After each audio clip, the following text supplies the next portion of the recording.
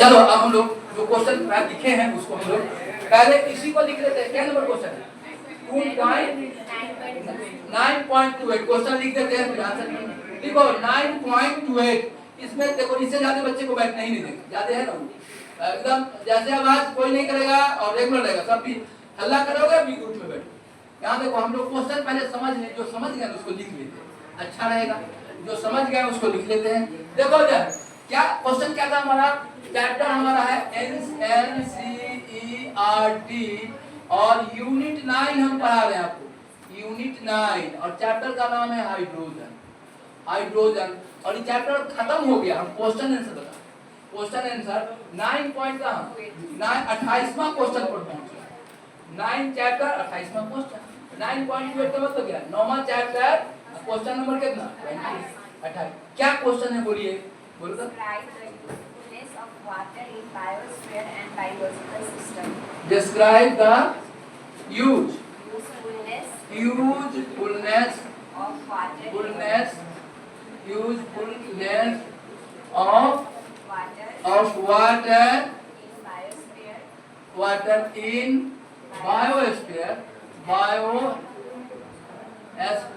and biological system. इसका मतलब हुआ कि एनिमल और प्लांट के लिए वाटर का क्या यूज है?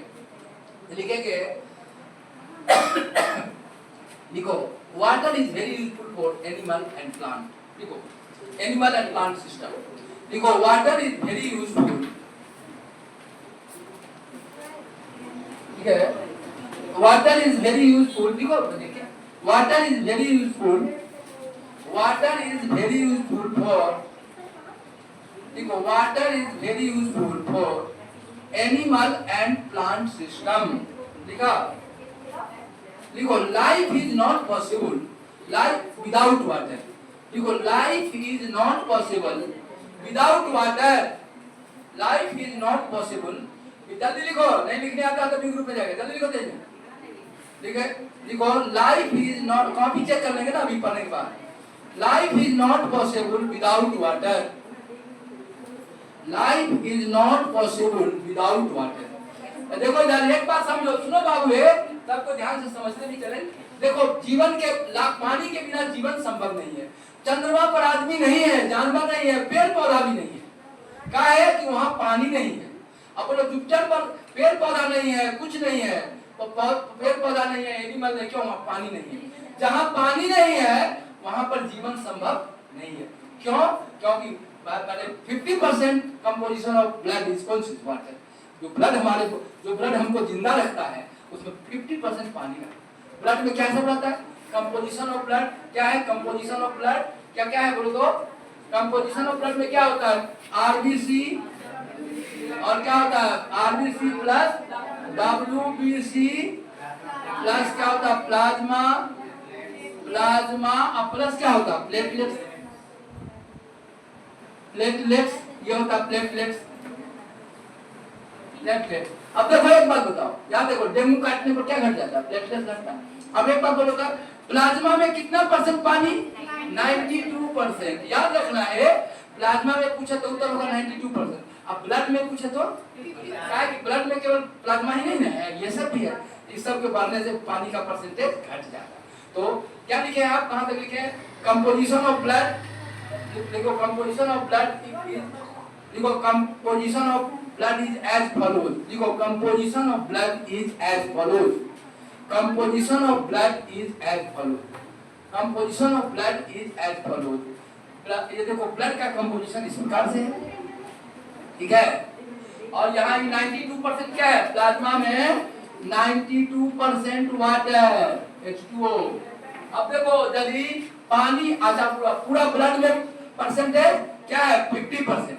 यहाँ लिख लिया कंपोजिशन है 92% वाटर। देखो percentage of water in blood is 50%। Percentage of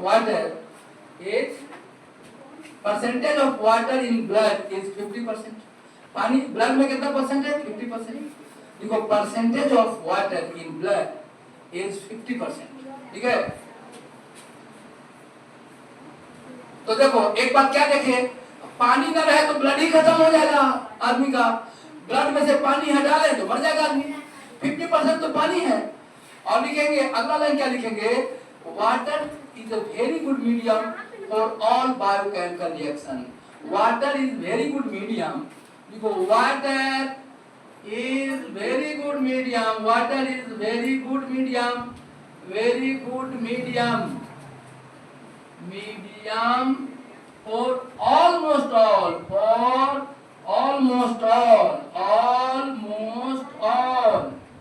biochemical reaction,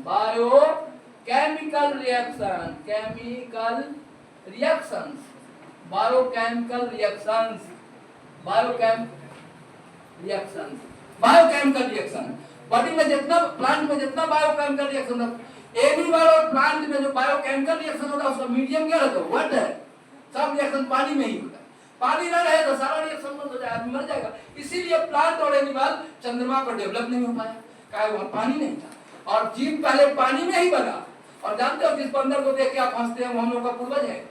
वह बंदर से चिंपांजी बना और धीरे क्रमिक विकास से ही दुनिया बढ़ा है। पहले एक कोशिश जीव बना, फिर विकास हुआ, फिर बढ़ते बढ़ते आदमी विकसित होते चला। समझ गए बात को? तो यहाँ देखो, यहाँ क्रमिक विकास से दुनिया बना है। ये ब्रह्मांड में राजा सुनो, जहाँ पानी नहीं है वहाँ क्रमिक विकास संभव एक कोशिश जीव भी नहीं जी पाएगा, उसके भी प्लाज्मा में पानी चाहिए। तो पानी जहाँ नहीं है वहाँ पर जीव नहीं बन सकता, जीव रह ही नहीं सकता। पहले जीव जंतु को रखना होगा, उसका क्रमिक विकास करना होगा तो वहाँ पानी का व्यवस्था करना होगा, पानी को रखने का व्यवस्था करेगा तो वह जीव डेवलप करेगा। अब देखो तो इस तरह से पानी के बिना जल ही जीवन है, नहीं जल के बिना जीवन का संभावना भी नहीं है। चंद्रमा पर आदमी क्यों नहीं है, मंगल पर क्यों नहीं है, जुपिटर पर क्यों नहीं है, क्योंकि वहां पानी नहीं है। पानी रहेगा तो जीव डेवलप कर जाएगा अपने आप वाटर में।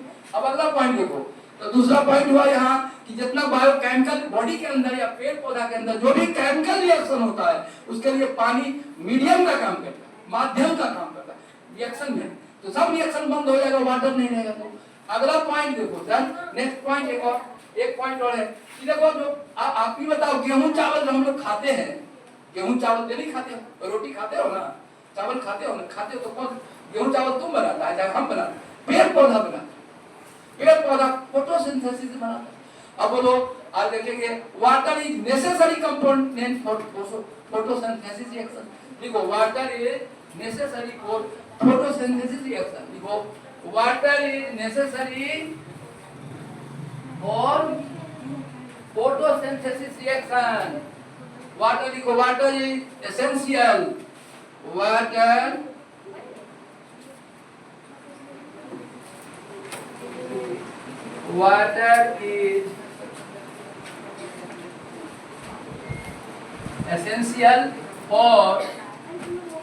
is essential for photosynthesis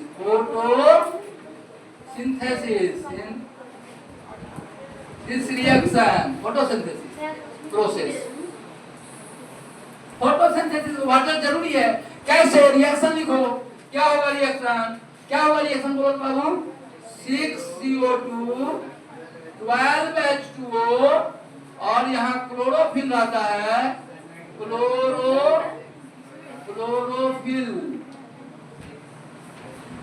chlorophyll रहता है और यहाँ सनलाइट के प्रेजेंस में क्या बना देता है पता है? क्या सब बनाता है? C6H12O6। यही गेहूं चावल है, कार्बोहाइड्रेट। ये गेहूं चावल बनाता है प्लस 6 वाटर और हमारे सांस लेने के लिए 6O2। देखो प्लांट हम लोग को कितना अच्छा करता है, हम लोग को सांस लेने के लिए ऑक्सीजन देता है और हम लोग जो CO2 छोड़ के पूरा वायुमंडल को सांस में जो CO2 छोड़ते हैं उसको भी एब्जॉर्ब कर लेता है, खत्म उसको बना देता है। तो ये रिएक्शन हुआ।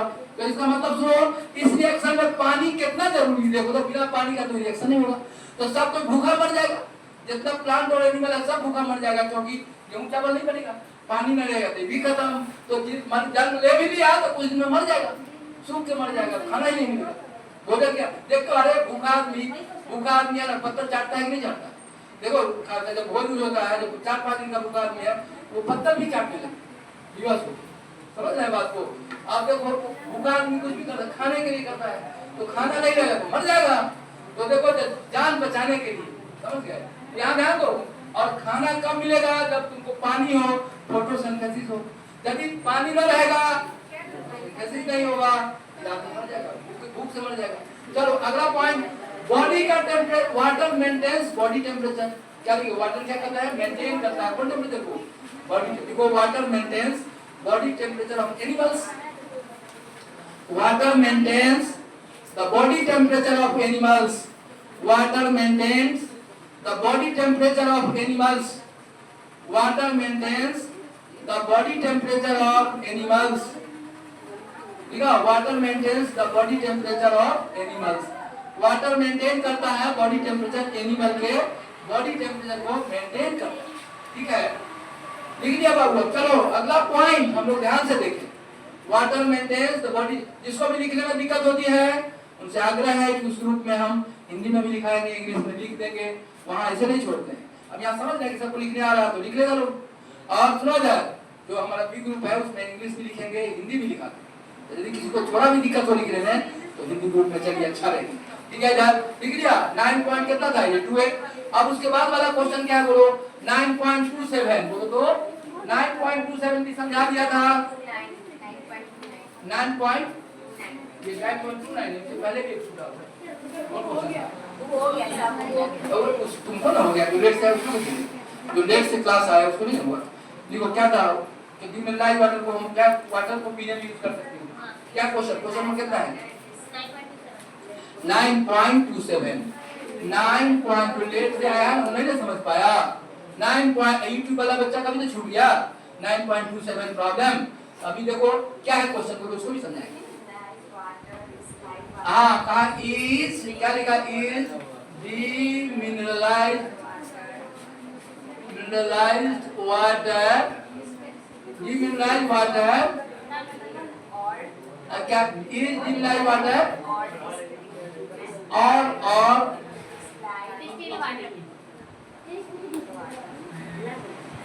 distilled water, distilled water,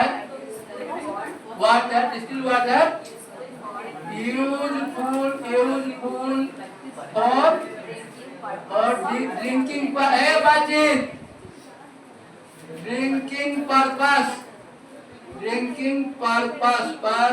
अब देखो समझा रहे हैं, पूरा याद हो जाएगा। ड्रिंकिंग पर्पस और इफ नॉट यदि ऐसा न हो, if not how can it be made useful, कैसे इसको बनाएंगे? देखो अब क्वेश्चन समझा देते हैं, आंसर भी समझा। देखो इधर प्लीज ध्यान से। चलो कल नहीं आते उसको मैं बता रहा हूँ। जैसे देखो हम लोग गंदा पानी को 3 तरह से साफ करते हैं, कल बताए थे। देखो जरा कोई पानी गंदा है, जैसे टंकी का पानी डायरेक्ट नहीं पीते हो, क्या आरओ लगा देते हो? तो आरओ लगाने के बाद भी पानी साफ हो जाता है। आरओ लगाने से पानी साफ हो। यदि हम गंदा पानी को डिस्टिलेशन कर दें, मान लो एक बर्तन में गंदा पानी यहाँ है, यहाँ देखो एक बर्तन में मान लो गंदा पानी है यहाँ, और इसको यहाँ देखो बातचीत ध्यान है, अरे ध्यान बोर्ड पर, इस क्लास में बातचीत नहीं। अब देखो गंदा पानी है, पाइप लगा दे यहाँ, और इसमें भी पाइप लगा दे, और इसको बंद कर दे इधर, यहाँ भी इसको बंद कर दे। अब देखो यहाँ आइस रख दे और यहाँ गर्म करें। अब पानी गंदा है, बालू माटी मिला हुआ है, तो हीट करेंगे तो कौन मूव करेगा? इधर ये H2O इसमें मूव करेगा, इधर आ जाएगा, यहाँ H2 आ जाएगी, यहाँ से गर्म करके निकलेगा, यहाँ से H2O निकलेगा, वेपर बन के आ जाएगा। जितना गंदगी है वो यही जमा रह जाएगा। तो ये डिस्टिल्ड वाटर हो गया, यहाँ गंदगी यही आ गया, शुद्ध पानी। अब पानी पीने में तुमको एनसीईआरटी पूछ रहा है, क्या बताओ इस पानी को हम पीने में यूज करें क्या? तो कहे नहीं करिए। काहे नहीं करें? ये पानी तो पी सकते हैं। तो कहे 2-4 दिन पीजिएगा तो कोई दिक्कत नहीं होगी, 2-4 दिन पानी ये पीजिएगा तो कोई दिक्कत नहीं होगी। लेकिन यदि आप लगातार ही पानी पीजिएगा तो घाटा होगा। काहे कि बॉडी को 4 को मेटल बहुत जरूरी है, 4 को मिनरल। कौन कौन? कैल्शियम, मैग्नीशियम और सोडियम पोटासियम। ये 4 मेटल पानी में घुला रहे तो मिनरल वाटर कहते हैं उसको। अब क्या करते हैं सुना जाए, ये 4 मेटल बहुत जरूरी है, कैल्शियम, मैग्नीशियम, सोडियम, पोटासियम। ये पानी में घुला होना चाहिए। और हवाई जहाज में जो मिनरल वाटर मिलता है उसमें पानी को पहले डिस्टिल करता है और उसके बाद फिर ये चारों मेटल को मिला देता है और तब मिनरल वाटर हो गया 100 रुपए लीटर। समझ गए? अब आप देखो, हम लोग यदि बोरिंग का पानी पीते हैं तो बोरिंग का पानी भी बहुत कम पीता है, अब कोई घाटा नहीं होता है, तो क्या उसमें एक घुला रहता है थोड़ा सा, समझ गए ना?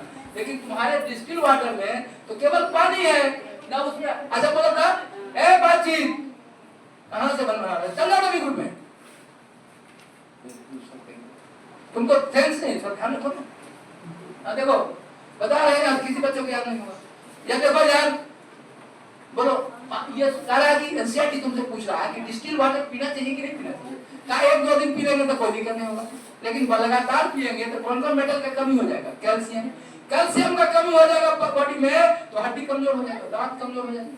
जितना कैल्शियम, हड्डी किसका बना होता है देखो तो CA3A, इधर बैठो ना जी, CA3PO4 होल ट्वाइस, कैल्शियम का इसमें यही हड्डी है।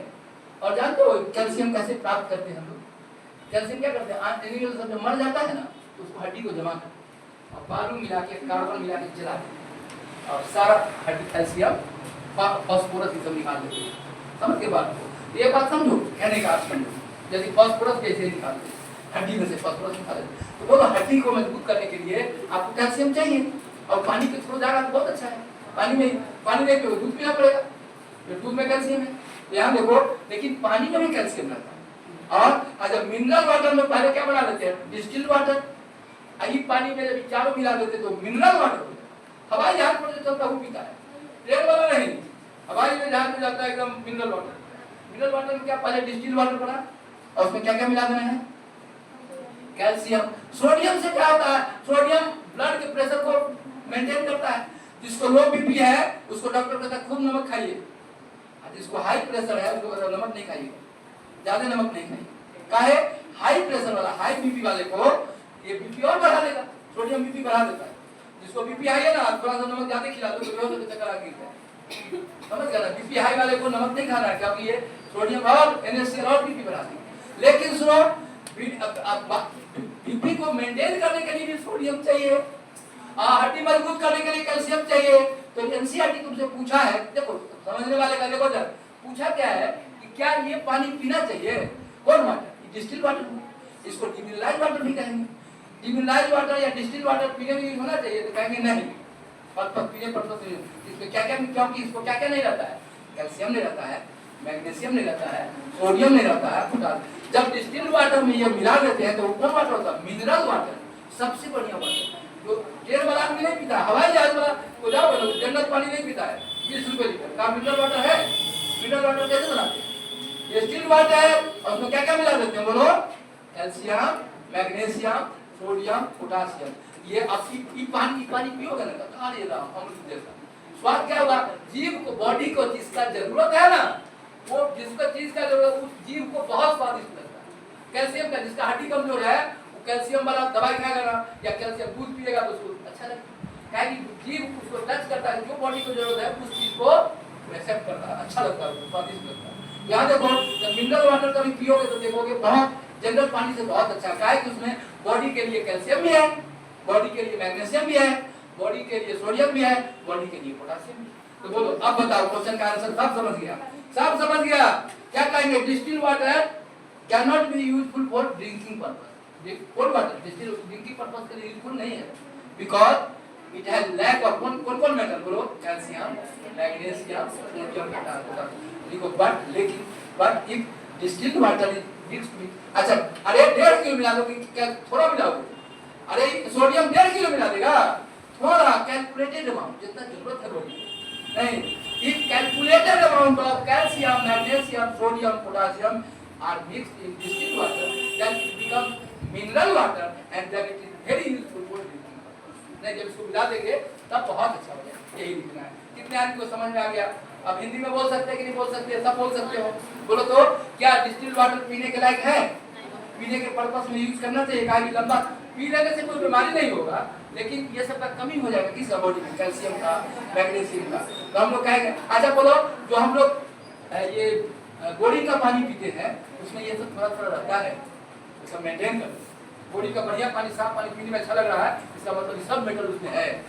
कभी कभी बोरिंग चल रहा है, साफ पानी एक बोतल लेके आप पी जाते हैं तो उसमें ये मेटल पूरा रहता है, कौन कौन मिल गया उसमें बोरिंग का पानी। लेकिन साफ शुद्ध पानी पियोगे डिस्टिल्ड वाटर तो इसका कमी हो जाएगी। अब इसको लिखता है, लिखो, सब समझ गया।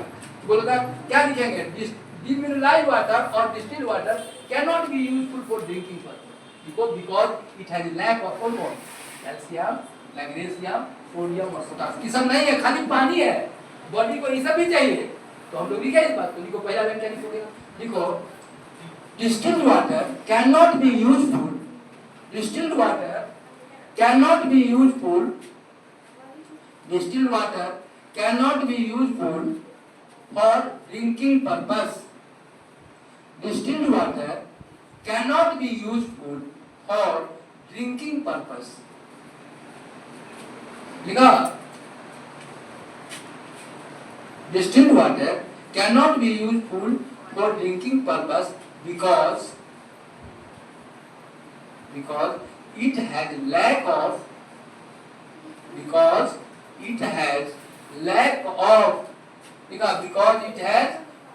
of क्या क्या बोलो, because it has lack of कौन कौन, calcium, magnesium, sodium and potassium.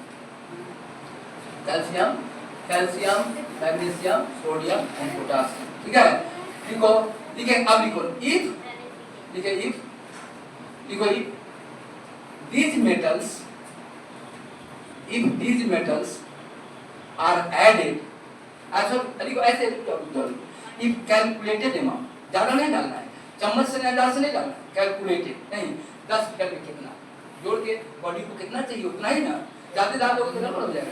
तो क्या लिखा है, if calculated amount of these metals are added, if calculated amount of these metals are added, if calculated amount of these metals are added, if calculated amount of these metals are added in distilled water,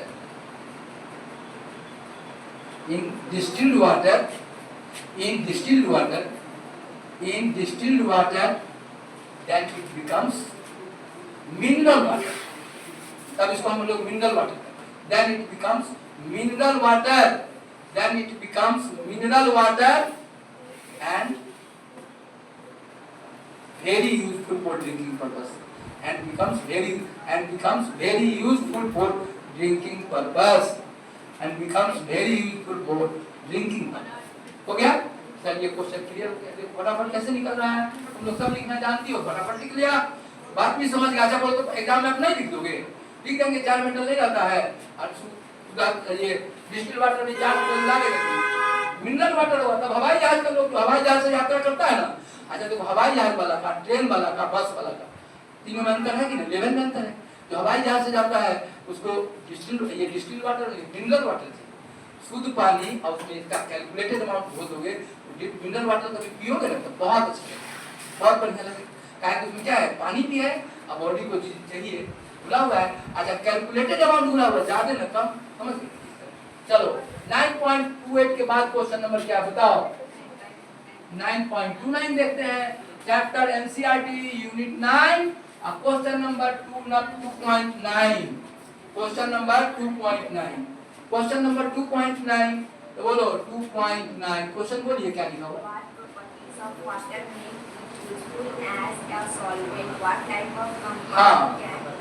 hydrolyse, ठीक, लिखो धीरे धीरे बोलो, हम लिख देते question क्या बोलो, धीरे धीरे बोलना। What properties of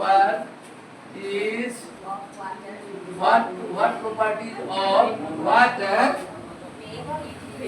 what properties of water make बात है, देखो फिर बात, make it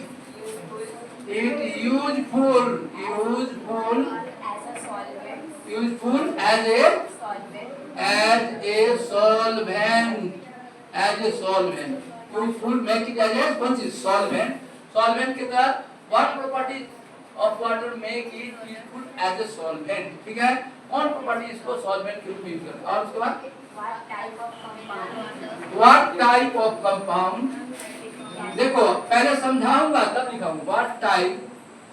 समझाने में ही याद हो जाएगा. What types of compounds? What type of compound? What type of compound can it dissolve and hydrolyze?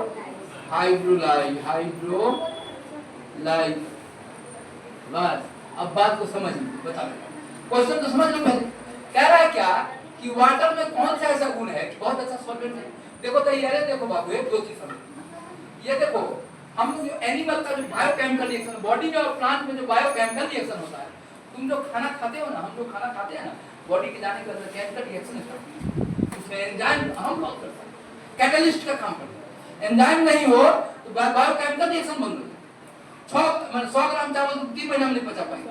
Enzyme उसको 5 मिनट में तोड़ कर पचा. एंजाइम एमाइलेज कैट पर लाइपेज फैट पर pepsin and trypsin protein production. Amylase कैट पर गेहूं चावल जो खाते हो ना उसको एमाइलेज एंजाइम तोड़ता है. एमाइलेज कैट पर लाइपेज फैट पर लाइपेज एंजाइम होता है फैट को तोड़ता है. एमाइलेज कैट पर लाइपेज फैट पर pepsin and trypsin protein production. पढ़ाना है 12th में बायोमोलिक्यूल पढ़ाएंगे वहां बताएंगे. प्रोटीन जो तुम लोग प्रोटीन खाते हो उसको अभी बात बताओ. एक व्यवहारिक बात समझो, बहुत अच्छा बात है. जो हम लोग एंजाइम होता है बॉडी में बायोकेमिकल रिएक्शन होता है. कभी बताएंगे बायोमोलिक्यूल तो और अच्छा लगेगा.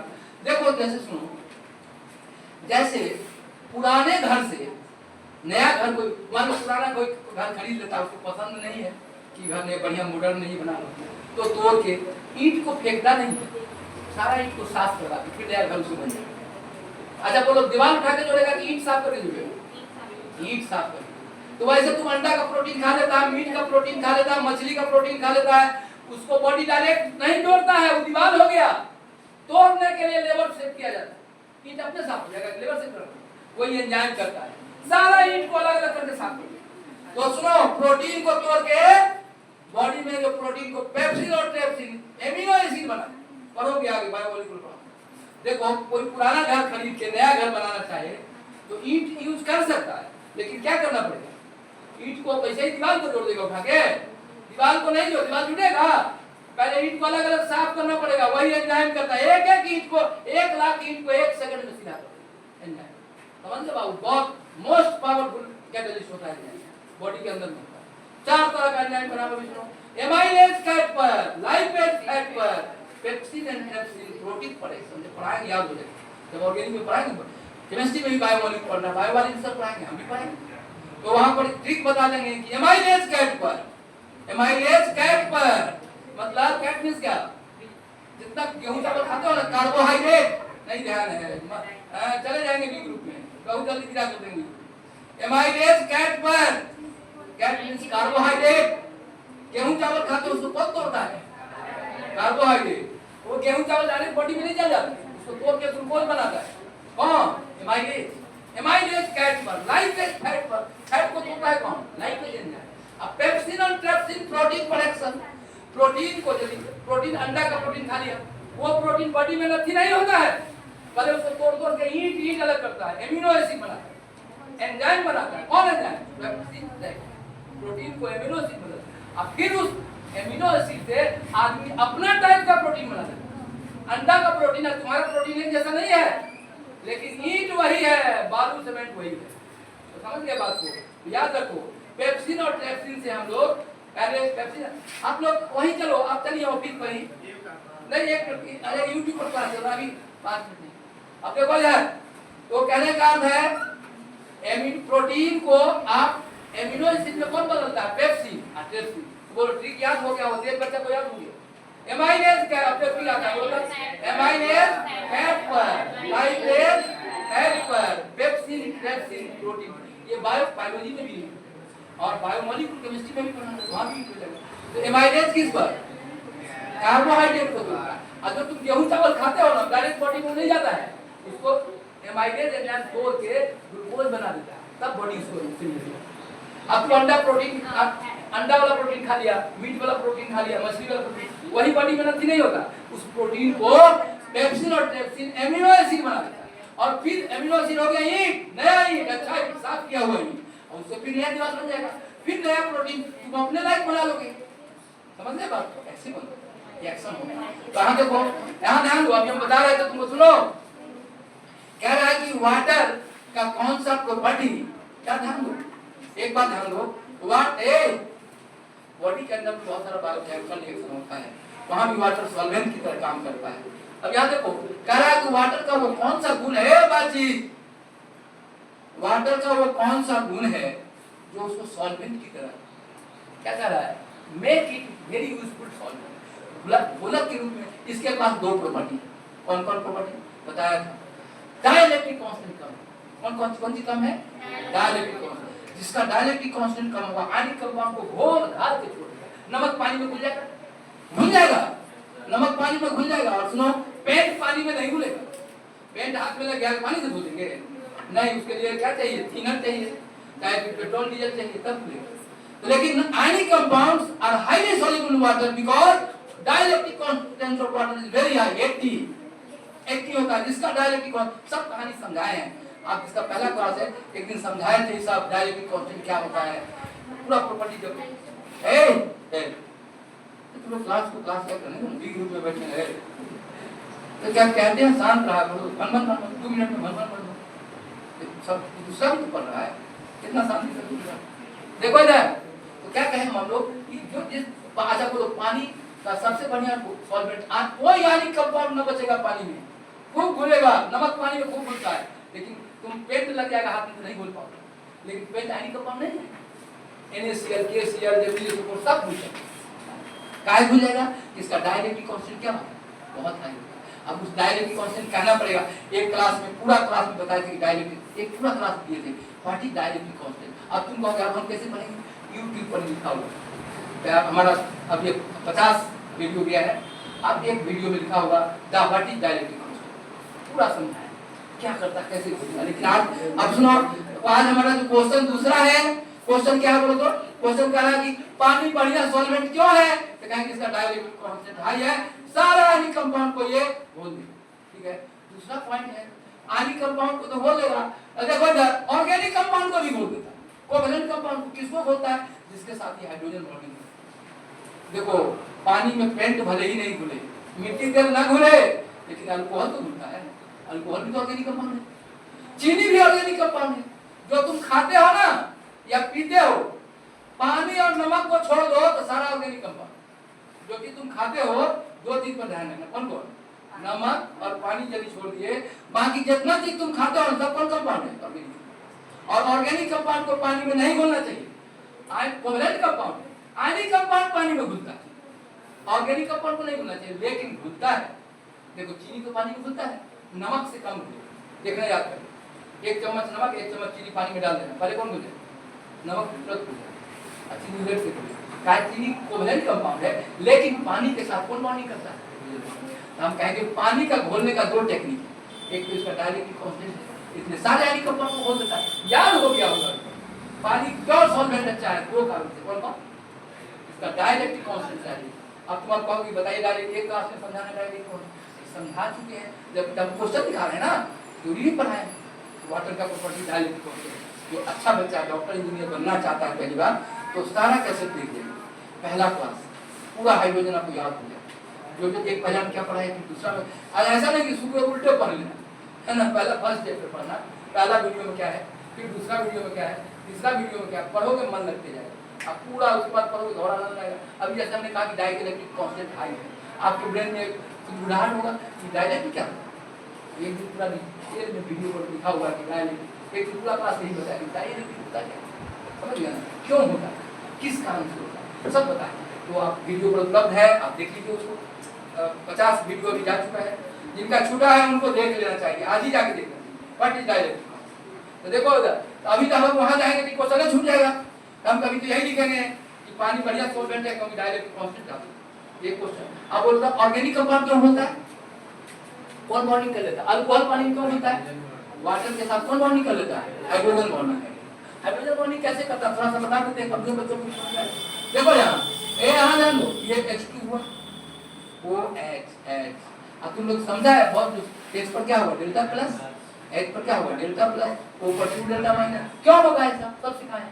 क्योंकि O का इलेक्ट्रोनेगेटिविटी होता है 3.5, इसका कितना होता है 2.1। तो जिसका ज्यादा होता है इलेक्ट्रॉन अपनी ओर खींच नहीं।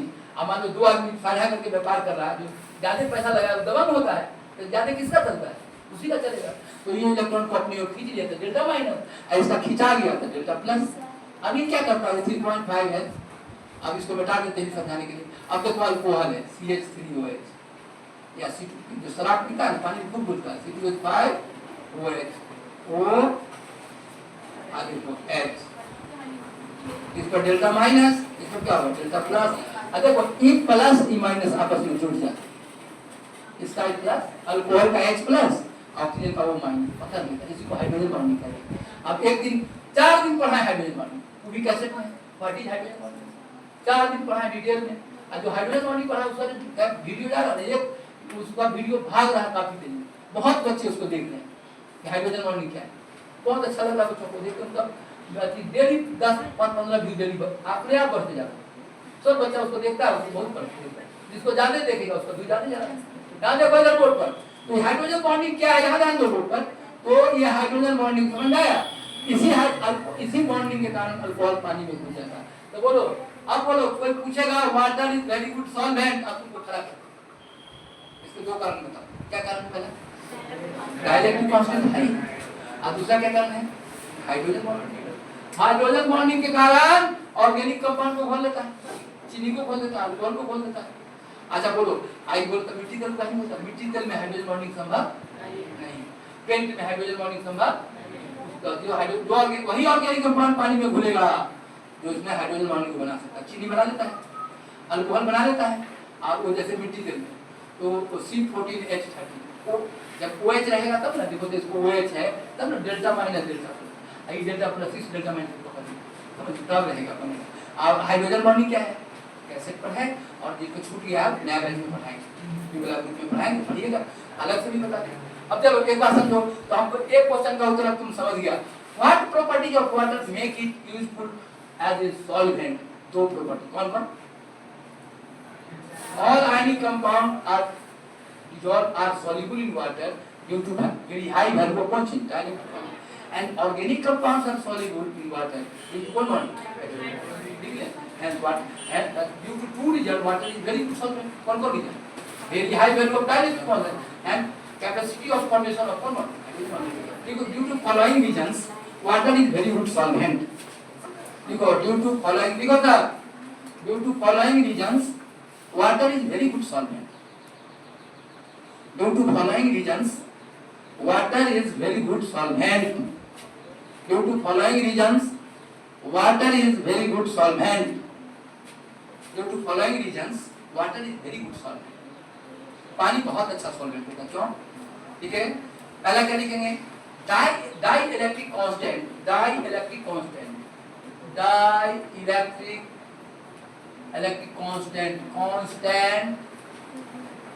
Constant of water is very high. Post में लिखो 80 होता है, इसका 80 होता है, डायरेक्ट में कितना होता है? ठीक है 80। देखो dielectric constant of water is very high, कितना होता है बोलो तो बाबू? 80 होता है। ठीक है, हेंस लिखो, hence ionic compounds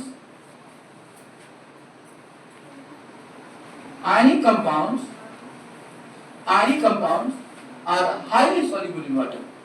Ionic compounds are highly soluble in water. Ionic compounds are highly soluble in water. Ionic compounds are highly soluble in water. Ionic compound बहुत ही ज्यादा soluble होता है किसमें? वाटर में। Ionic compounds are highly soluble in water. Ionic compound पानी में बहुत घुलनशील होगा। डाइलेक्ट्रिक कांस्टेंट, अच्छा तुम लोगों को याद है डाइलेक्ट्रिक कांस्टेंट का एक और नाम फिजिक्स वाले क्या कहते हैं पता है? कौन किसको याद है बोलो तो? क्या बोले थे डाइलेक्ट्रिक कांस्टेंट फिजिक्स वाले क्या बताएंगे उसको? Relative permittivity. नहीं पूरा डिटेल में बताया, यूट्यूब पर है, पढ़िएगा तो समझ वो तो समझा के पढ़ाते हैं, आ जाएगा समझ। अब अच्छा यूट्यूब का लिंक क्या है समझ लो, लिंक क्या है पता है क्या है यूट्यूब का लिंक?